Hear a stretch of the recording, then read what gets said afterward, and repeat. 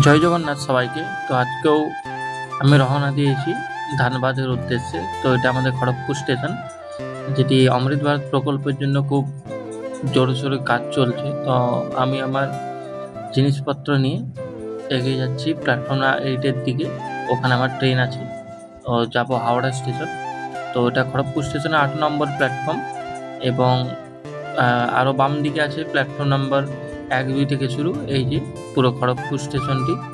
তারপর কিছুক্ষণ পরেই আমরা পৌঁছবো হাওড়া স্টেশন। এখন আমরা পৌঁছেছি হাওড়া স্টেশন। এখন আমি আমার ধানবাদের ট্রেনে উঠে পড়েছি, যেটি 1:10-এ ছাড়ার কথা, এবং তার সময় মতো ছেড়েও দিয়েছে ট্রেন।